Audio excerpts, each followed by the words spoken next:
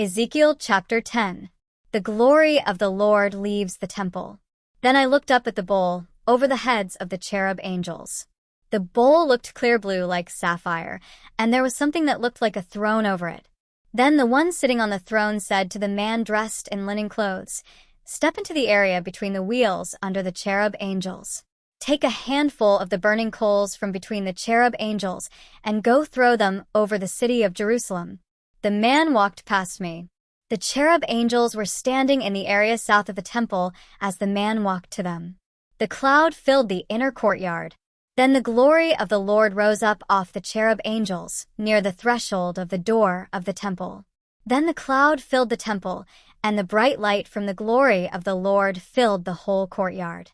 The noise from the wings of the cherub angels could be heard all the way out into the outer courtyard. The sound was very loud, like the thundering voice when God all-powerful speaks. God had given the man dressed in linen clothes a command.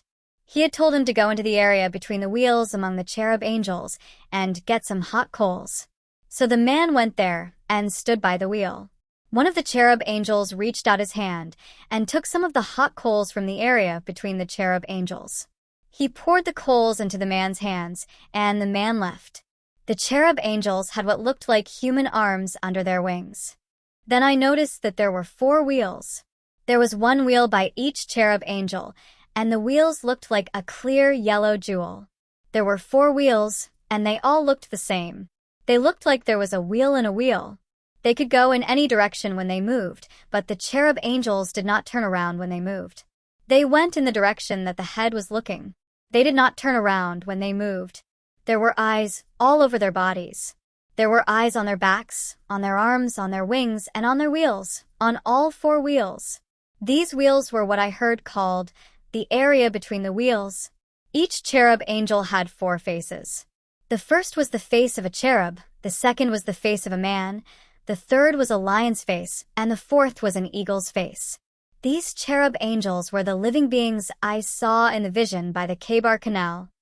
Then the cherub angels rose into the air, and the wheels rose with them. When the cherub angels raised their wings and flew into the air, not even the wheels turned around. If they flew into the air, the wheels went with them. If they stood still, so did the wheels, because the spirit of the living being was in them. Then the glory of the Lord rose from the threshold of the temple, moved to the place over the cherub angels, and stopped there. Then the cherub angels raised their wings and flew into the air. I saw them leave. The wheels went with them. Then they stopped at the east gate of the Lord's temple. The glory of the God of Israel was in the air above them. These were the living beings under the glory of the God of Israel in the vision at the Chebar Canal, and now I realized that they were cherub angels. Each living being had 4 faces for wings and something that looked like human arms under their wings. The faces of the cherub angels were the same as the 4 faces on the living beings in the vision by the Chebar Canal. They all looked straight ahead in the direction they were going.